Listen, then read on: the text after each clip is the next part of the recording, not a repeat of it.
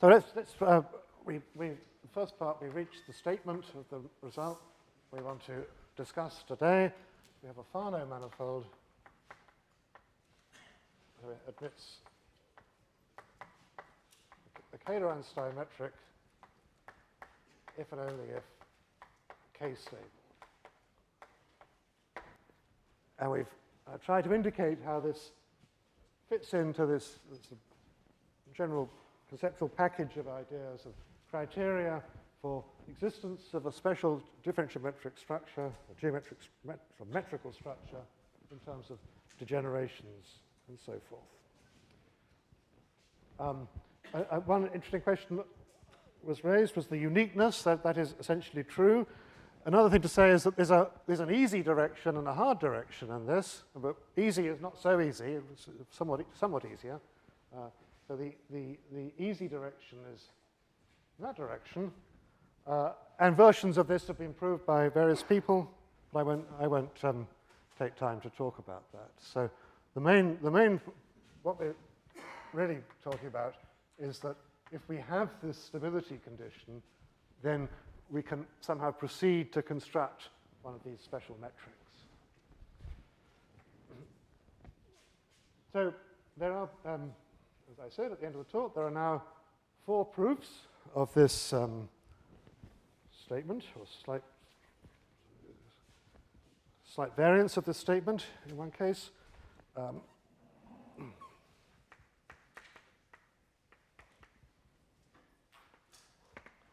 So the first proof was by Shen, myself, and Sun, 2012, and this uses the technique of, as explained, variation of cone angle. Let's go that.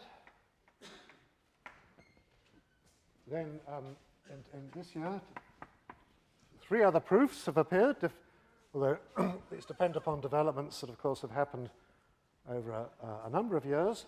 One by Data and Zekalidi,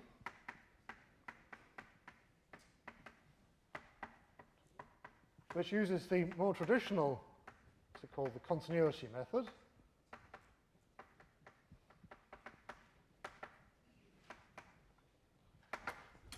Another one, completed by Chen, Sun, and Wang, also this year, uses Ricci flow. And then a fourth one, which is substantially different to these 3. This is by Behrman, Buxom, and Johnson. Also appeared just a few months ago. This uses a variational method.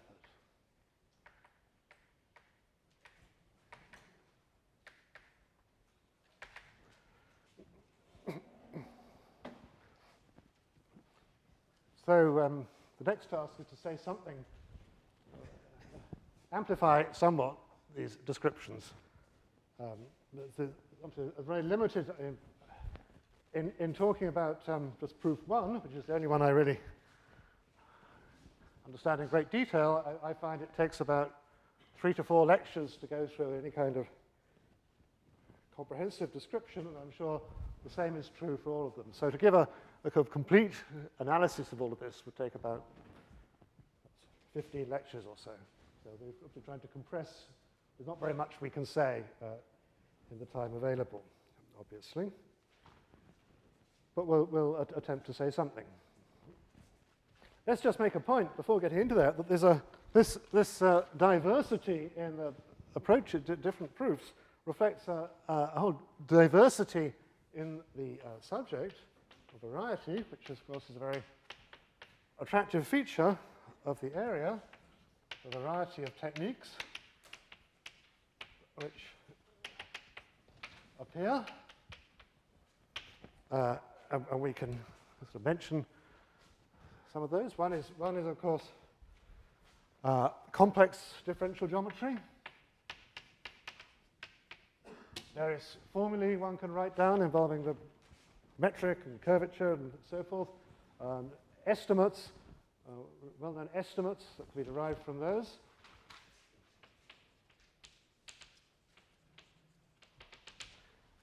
Another kind of technique comes from algebraic geometry.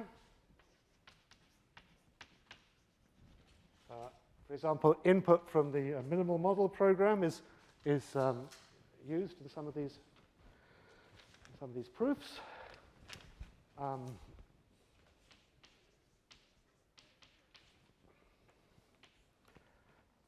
Another one, which is convergence theory.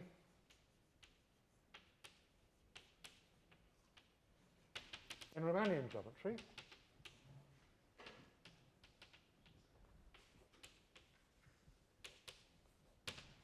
The idea that one can, in some cases, take a sequence of Riemannian manifolds and talk about them converging to a limit in some sense, and then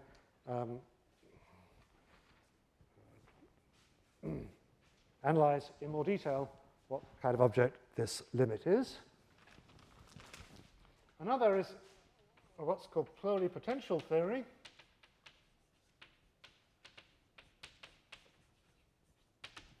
Which is a sort of a generalization to higher dimensions to several complex variables of potential theory in one complex dimension, where we replace the plus operator by this Monge-Ampère operator. We take an operator taking phi to this determinant of this complex Hessian and describe the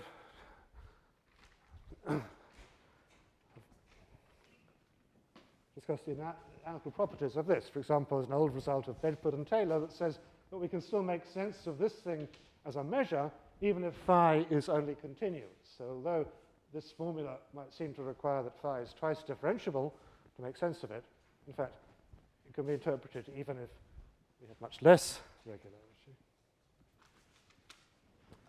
Another kind of technique which is important is what's called the L2 technique in complex analysis, or Hormander technique, which we'll come back to in a few moments.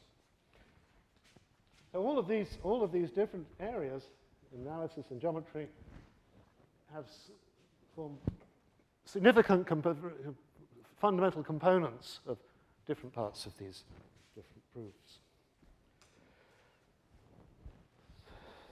So let's embark on saying a little bit more about these proofs 1 to 4.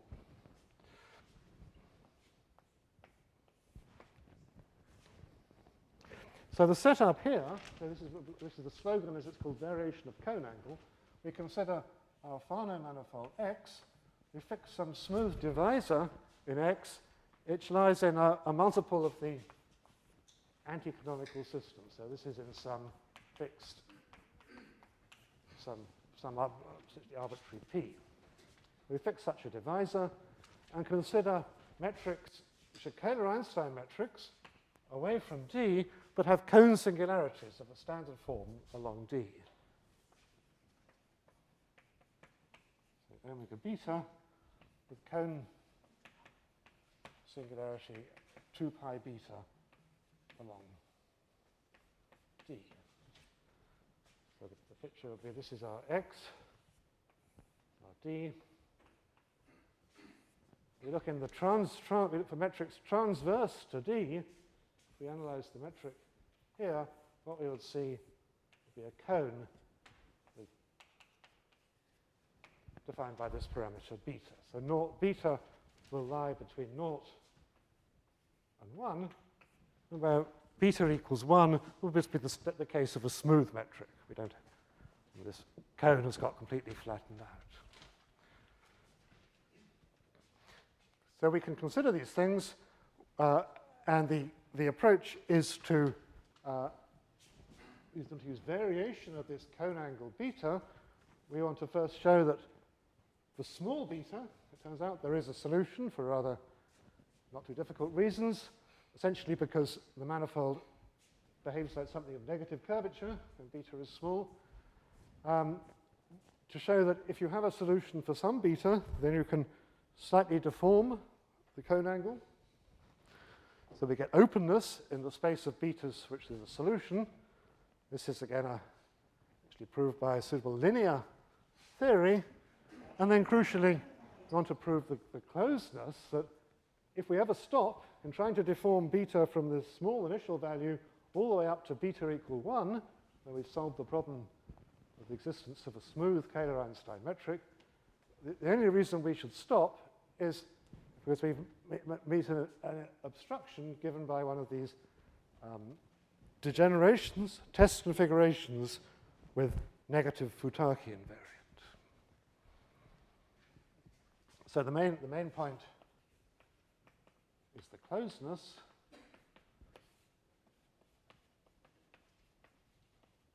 Supposing we have solutions omega beta I for some beta I increasing to beta infinity, but no solution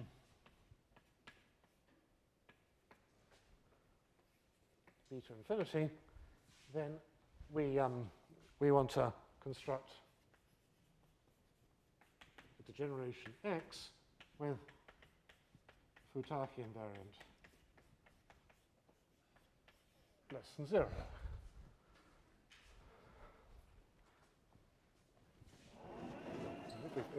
If we've done that, and we've proved the openness statement and the existence for small beta, then we'll have proved our existence result.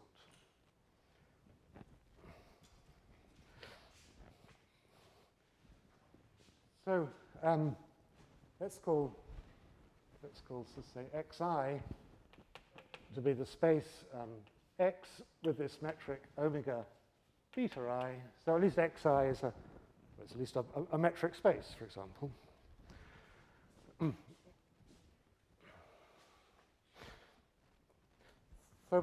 So here we enter into this part of the set of ideas. Certainly, we know by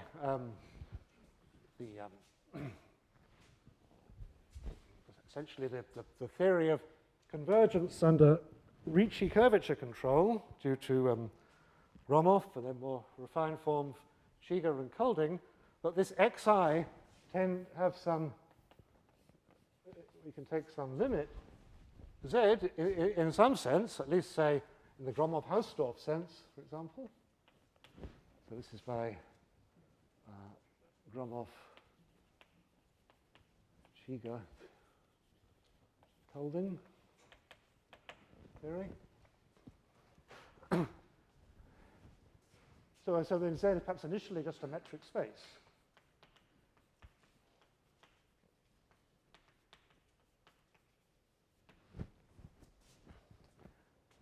But the crucial thing then is to prove that this thing actually is an algebraic variety. The main point.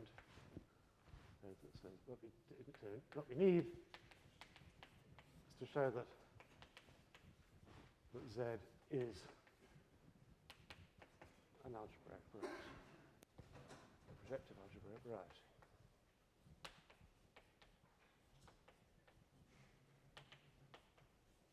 Of course, that's not a very good way of saying it because we're talking about two different kinds of structures, a metric space structure and a projective space structure, but it's easy to give a better, more precise formulation.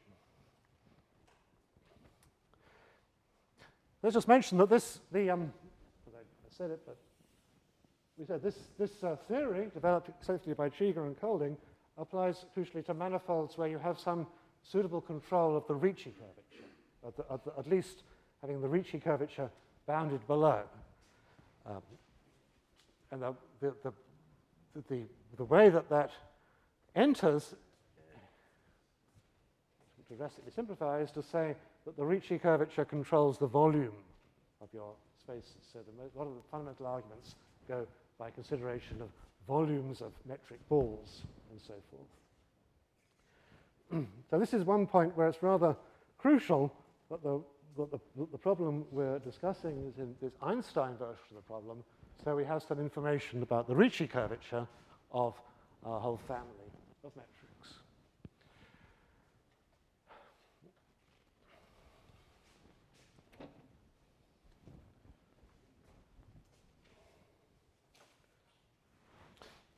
So once we've, let's say this is really the crucial statement, to go from this thing which appears as some horrible singular kind of space to being a, to show that it's a algebraic variety.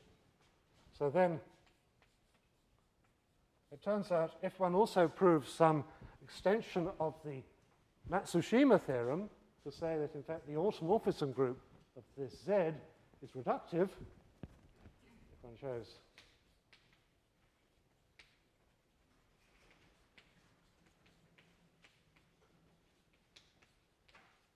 then it's relatively straightforward to show that just from what we've been told, that Z will appear as the central fiber of some test configuration X. And then, with some other technical work, which we won't go into, an extension of this basic point that we made, that if you have a central fiber with constant scalar curvature, then the Futaki invariant will vanish. An extension of that argument will show that this Futaki invariant of this test configuration will be negative. So a generalization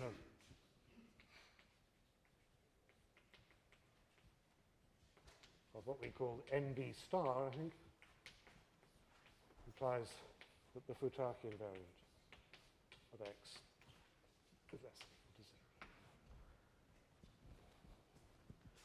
to 0. So these all require substantial technical work, but the main point perhaps to emphasize is the construction of this object, which is going to appear as the central fiber in your test configuration.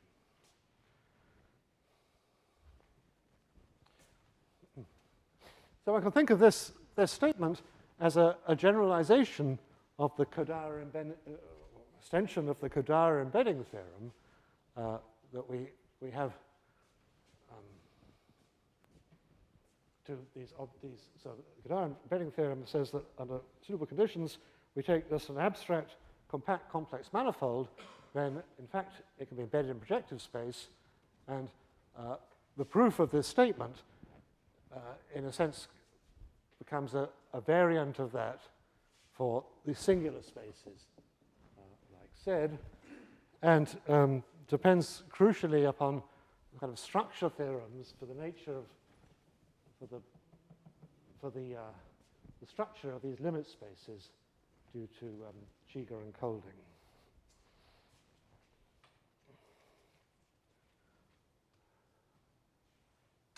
So I think I won't. Yeah, I was hoping to say a little bit more about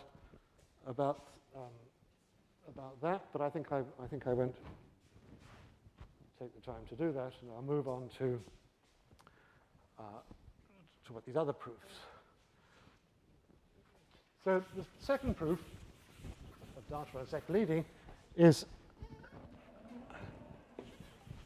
quite similar in strategy, but they in place of the divisor and cone angle, they use the more traditional continuity method. Let's explain this. So the traditional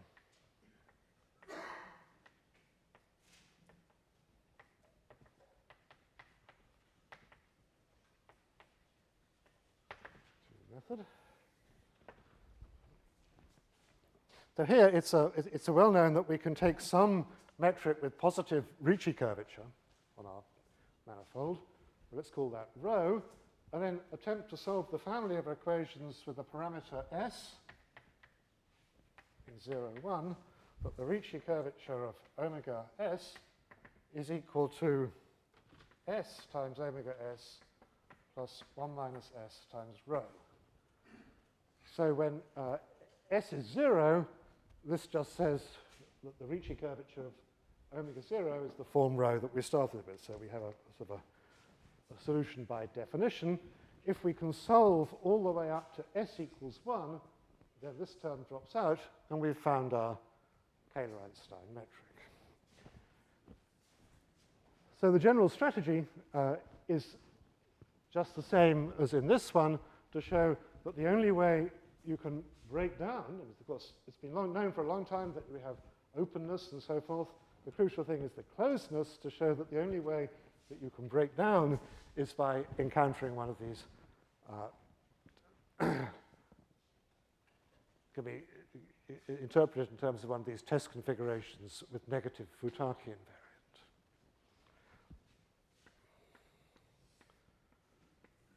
So thirdly, this is the Ricci flow proof of Chen, Sun, and Wang. So here you solve the version of the Kaehler-Ricci equations. So d omega by dt is minus Ricci plus omega. So a fixed point of this flow would just be a Kaehler Einstein metric. And it's been known for a long time, I think perhaps the reference in my notes is perhaps misleading here. It's been known for a long time that a solution exists for all time.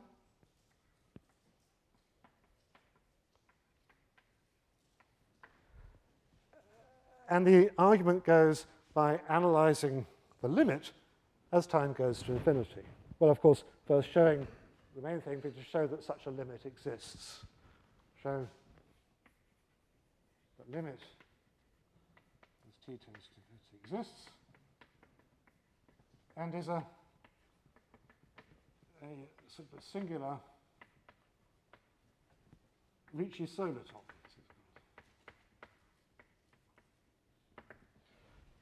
So this limit, as the time goes to infinity, in the Ricci flow method, plays much the same role in the strategy as these limits as our respect to our cone angle or our continuity parameter in the other approaches.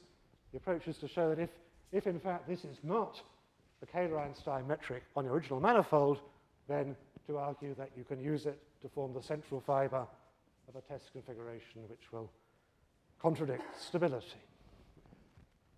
Again, so these singularities could develop.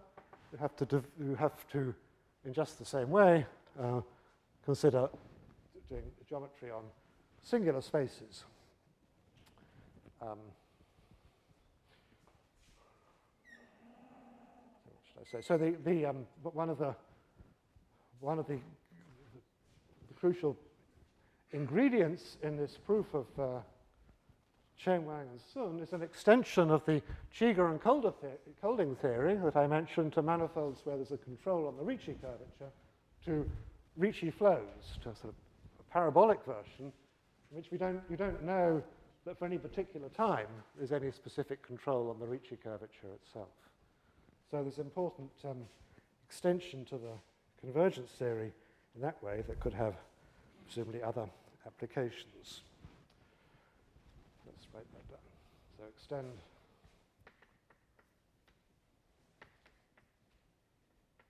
Cheeger-Colding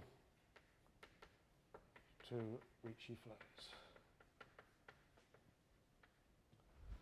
But also the same technology involving the ideas involving sort of generalizations of the Kadar embedding theorem, which I sort of stopped, I didn't take the time to say, involve these L2 Hormander techniques, combining these Hormander techniques with the sort of study of the nature of the singularities that can develop.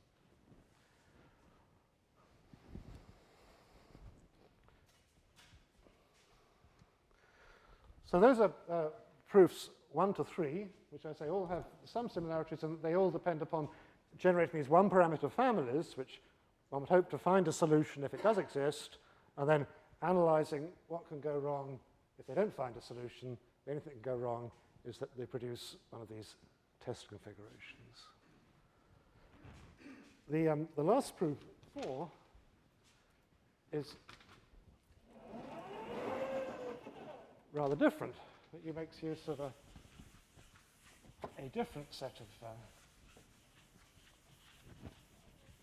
background ideas. For example, there's no input from the Cheeger-Colding theory, but there is much more input from algebraic geometry and from pluripotential theory, essentially several complex variables. So let's talk about that.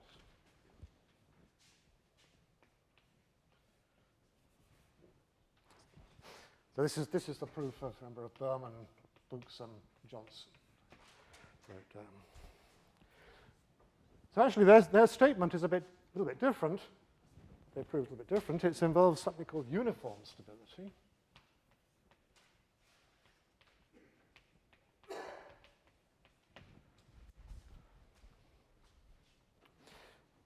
Which is to say that if we have, the requirement is that there should be some delta bigger than 0, such that for all test configurations x, we don't just say that the Futaki invariant of x is positive, but it's bigger than delta times a certain quantity, or the norm of x.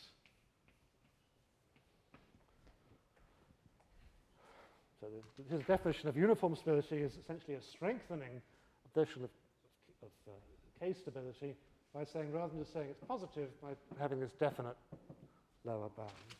But this is something which is defined by, for example, in the differential geometric situation, when we have a central fiber of the Hamiltonian, this would just correspond to the L1 norm of H minus its average value. And so it's a way of essentially expressing this in algebra geometrically, which extends to take account of singularities. So their result says that so their statement is that for x, Fano with automorphism x is finite, they restrict to this situation, so having a Kaehler Einstein metric is equivalent to uniform stability.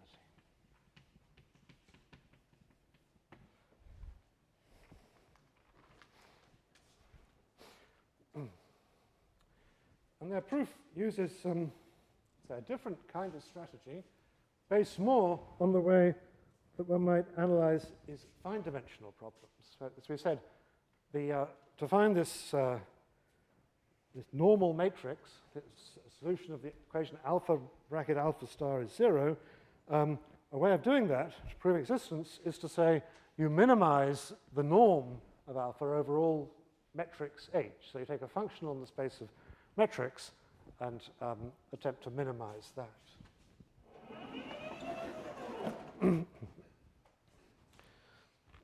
So it's somehow long been a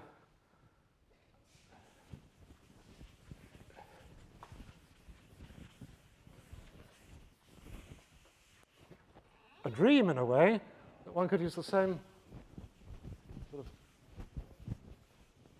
rather direct approach to prove the existence of these results in higher dimensions.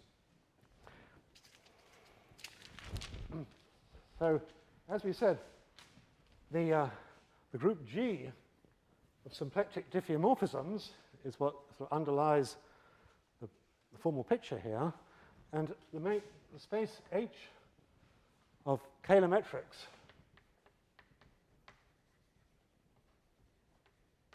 appears as an infinite dimensional symmetric space, which formally could be thought of as the quotient of GC by G, where GC is a complexification of G. This doesn't exactly make sense because there isn't strictly any group GC, but there is the space of Kaehler metrics. It does make sense. Someone would write down this Riemannian metric on it, which makes it an infinite dimensional symmetric space. And one can also describe a GD6 in H. these correspond to perfectly well-defined objects. They just correspond to solutions of a homogeneous Monge-Ampère equation on x times, say, S1 times an interval. The S1 invariant solution.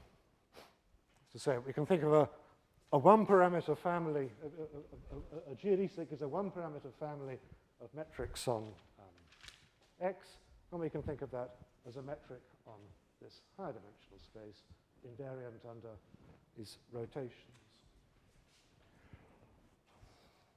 So the advantage of that is that if in this sort of formal picture, you expect the geodesics in this quotient space to correspond to the one-parameter subgroups in this group G. So although we don't really have this group, we do, in a sense, have a way of talking about its one-parameter subgroups. And for anyone who's familiar with sort of Mumford's geometric invariant theory will know that looking at these one-parameter subgroups is the root of these numerical criteria, which give the Hilbert-Mumford criteria for stability. So the very schematic. There is a functional, the Mabuchi functional on this space H, which is convex in the sense it's convex along these geodesics.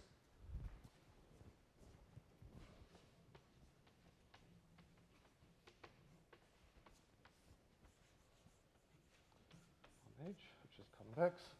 And this is the analog, as we said, of the functions like the log of the norm of alpha defined by h squared that we wrote down before. And the Kaehler Einstein metrics correspond to critical points, in fact, minima.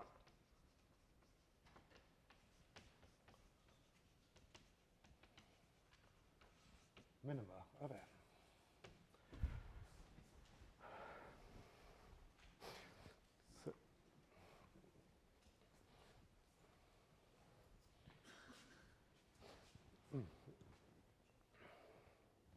So let's give this general idea. Let's suppose, in fact, that not only supposing that M didn't have a minimum, actually supposing it was not bounded below. So we had a sequence of metrics, this is a picture of my space H, in which the value of our function is going off to minus infinity. So we could join these, we might like to say, that we could join these metrics to a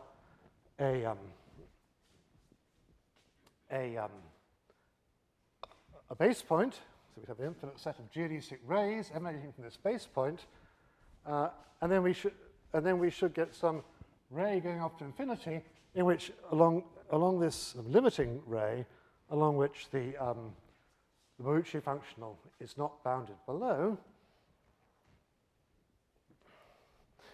But then there's a connection between these geodesic rays and test configurations. If you start with a test configuration, then if we extend this to naught to infinity, then under suitable situations, one can construct a geodesic ray corresponding to it by essentially solving a problem on the total space. So at least if our limiting ray had that form, then the asymptotics of the Mabuchi functional along the ray precisely picks out this Futaki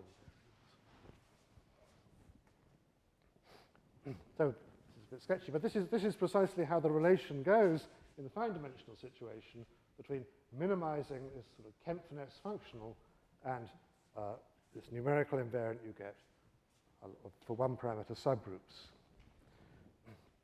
So it's, in a sense, been a dream, perhaps, for a long time that one could actually make sense of all this in this infinite-dimensional situation, and more or less what these people are able to do is to carry that through. For example, one crucial ingredient is to have the rays you need to consider will not just be smooth paths, but you need to make sense of these things along where the metrics are not smooth, very far from being smooth.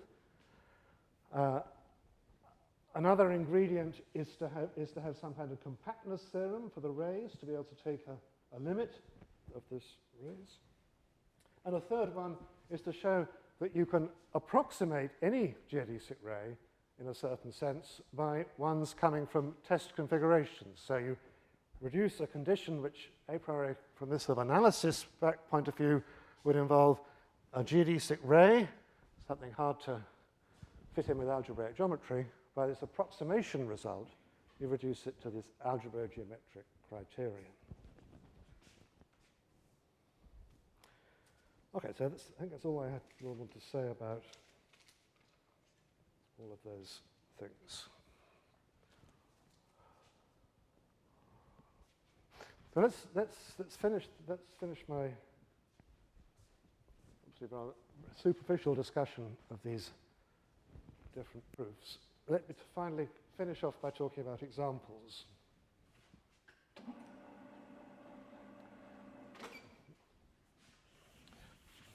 One of the big advantages of the second and third proofs that we described, the continuity method proof, the Kaehler Einstein, sorry, the Ricci flow proof, is that they fit in well with group actions. Supposing you have a situation where you have an X with an action of a compact group G on it, then it follows sort of immediately from those proofs that it suffices in the checking stability to check test configurations with a compatible G action.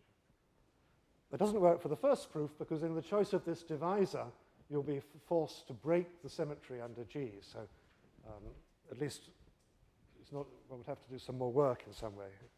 But for these other proofs, it goes through easily. So let's just say if G acts on X, we only need to consider G equivariant test configurations to check stability. So, before saying that, one of the main problems in this area is that we have a theoretical criteria, which certainly is algebrogeometric in nature, for determining whether we have a stable manifold, which determining whether the Kaehler Einstein metric, but in practice, as things stand, it's hard or essentially impossible to test this criteria on examples.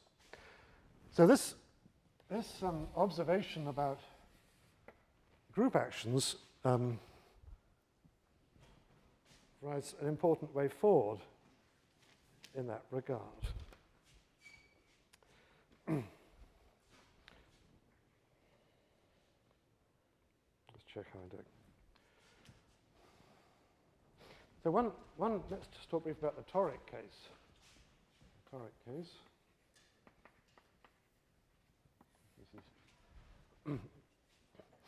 So supposing we have a toric manifold X, and this corresponds to a polytope P in Rn.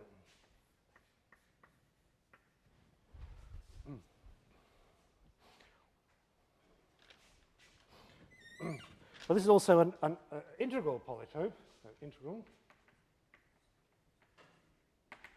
So on each of its codimension 1 faces, they lie inside a linear subspace which has got an integer lattice inside it.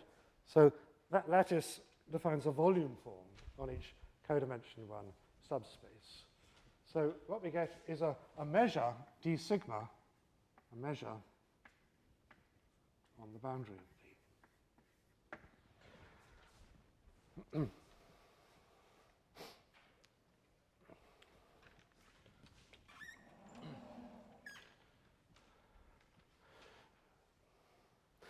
So in this case, it is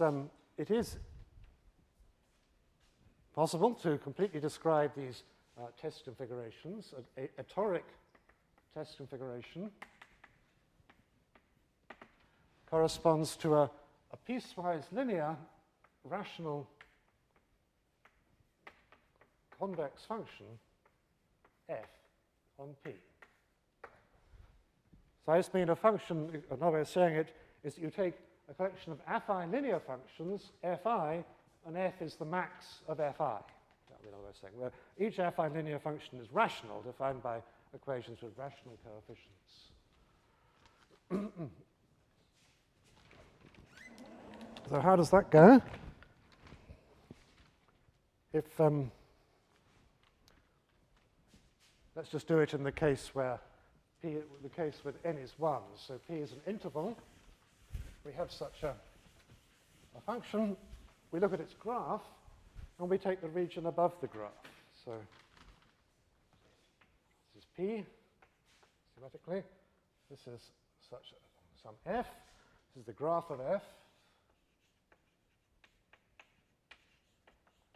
And then we can take another convex set Q as indicated. I'll write down the formulae.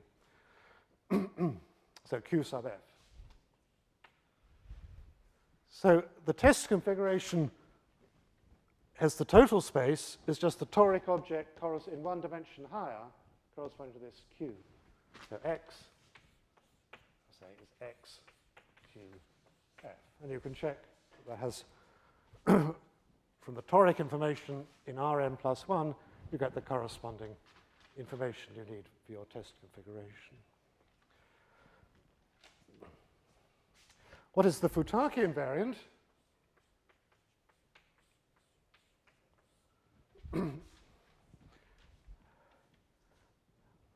That can also be given by a simple formula.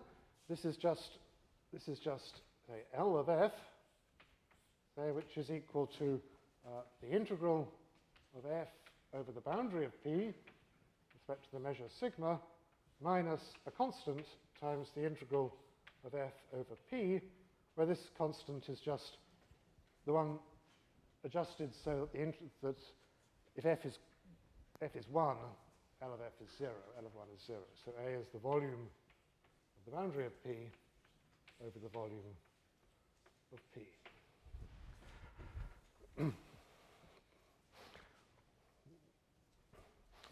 So all of this applies in the general polarized situation, with the general toric manifold with a line bundle, and so the stability condition is phrased in terms of these convex piecewise linear functions, and one can write down examples where things are stable and things are not stable. At least it's moderately something reasonable to check. Let's just notice that the Fano case is special. What does the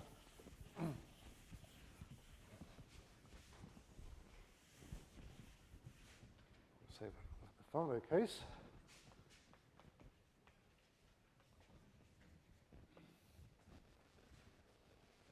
That can be expressed by saying that d sigma, well, if express it geometrically like this, that if we have a super choice of origin, the measure of any region in the boundary is the same as the measure of the cone over it inside. That's in fact a way of describing precisely what the condition that your toric manifold is Fano. The sigma measure is equal to the mu measure.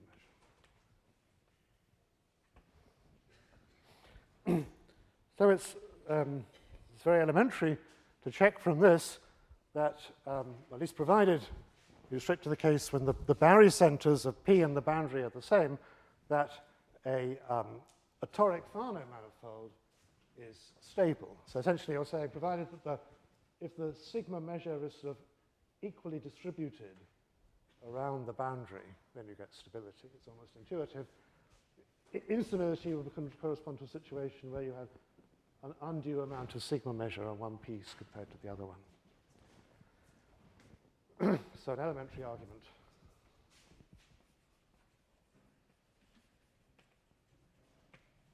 Implies stability. This is an argument of Zhu and Zhu, due to Zhu and Zhu. which fits in with an older result of Wang and Zhu, that in fact for toric manifolds with, well, where the condition corresponding to the toric Fano manifolds where we have this barycenter condition always admit Kaehler Einstein metrics. So this is a brief review of the toric theory. It doesn't, because in a sense the problem was completely solved by Wang and Zhu, it doesn't give us anything new. But there are variants of this theory.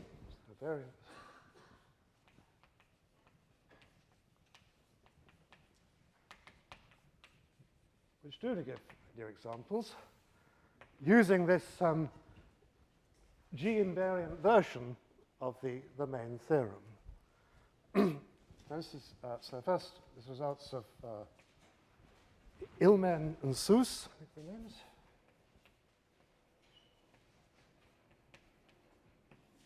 So we consider an n-dimensional x with a Tn minus 1 action.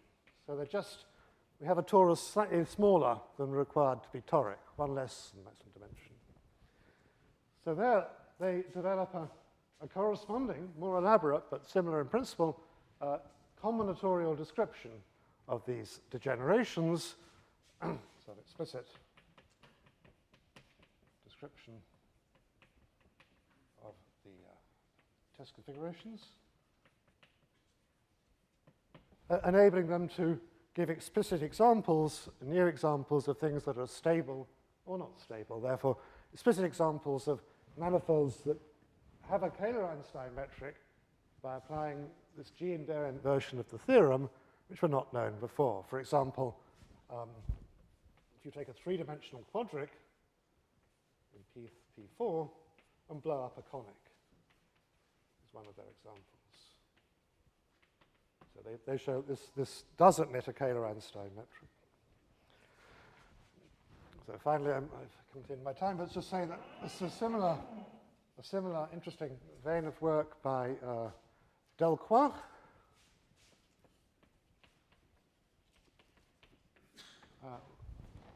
He considers bi-invariant compactifications, bi-invariant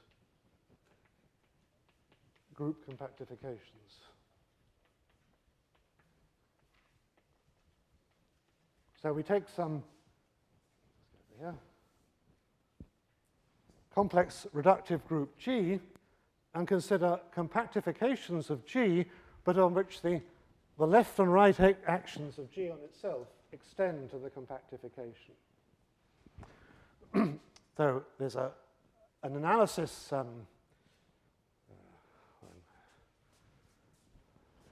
various people have extended the toric theory to such manifolds with a non-abelian group action, and Delcroix develops a corresponding differential geometric theory extending the Wang-Zhu results to again give explicit examples, both of things that are stable and are not stable, do and do not have Kaehler Einstein metrics. So I should stop. But the point of this last section, unfortunately rather abbreviated, was that certainly a major criticism of the theory at the moment is that you have a theorem giving a criterion, which in principle is what you said you wanted, an algebraic criteria, but it's pretty much impossible to check if anyone hands you a random example. There are interesting developments on building up a sort of a stock of new examples, initially with large symmetry. Someone could hope for further, in the future, there'll be a more thorough understanding, further developments. Thank you.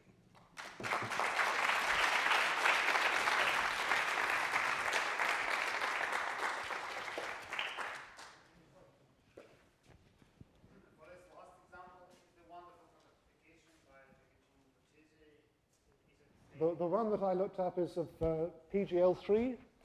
Wonderful compactification has a Kaehler Einstein metric. But he in principle, he has a kind of a general machine for describing any. That was one.